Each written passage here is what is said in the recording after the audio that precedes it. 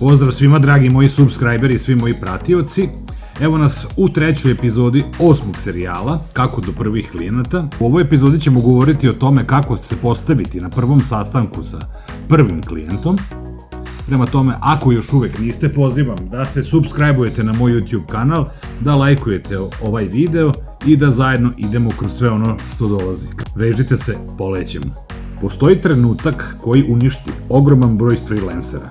Ne konkurencija, ne manjak znanja, ne tržište, nego prvi razgovor s klijentom.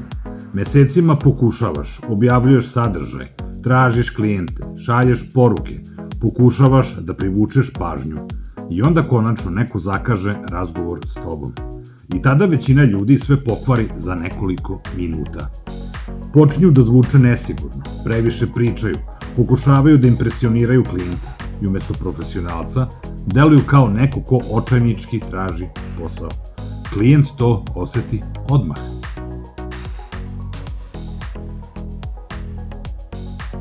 Ljudi veoma brzo osete nesigurnost. Kada čovek ne veruje sebi, glas mu nije stabilan, govori haotično, previše objašnjava i pokušava da ubedi drugu stranu. A klijent ne traži nekoga ko moli za posao, traži osobu koja deluje smireno i sigurno. Zato mnogi početnici naprave ogromnu grešku. Ulaze u razgovor sa mentalitetom samo da dobijem posao i upravo zbog toga ga izgube. Ti ne ideš na sastanak da moliš, ti ideš da vidiš da li klijent ima ozbiljan problem i da li možeš da ga rešiš. To potpuno menja način na koji govoriš ili nastupaš. Najveća greška je kada freelancer priča više od klijenta. Početnik misli, moram odmah da pokažem koliko znam.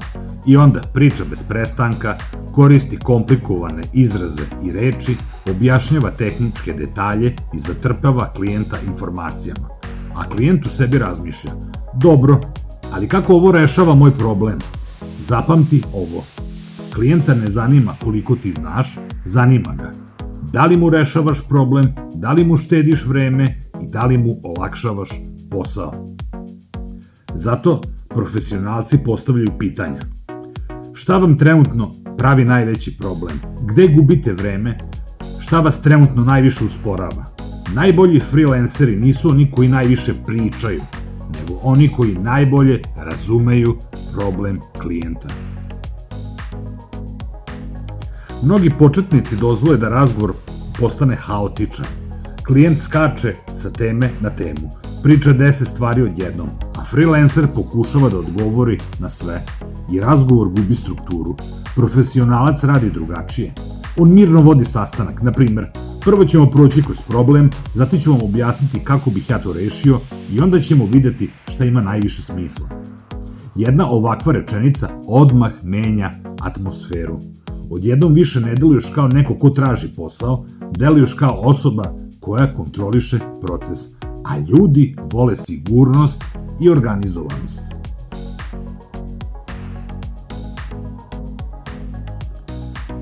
Najgora moguća završnica razgovora je, pa javite mi. To zvuči nesigurno i slabo.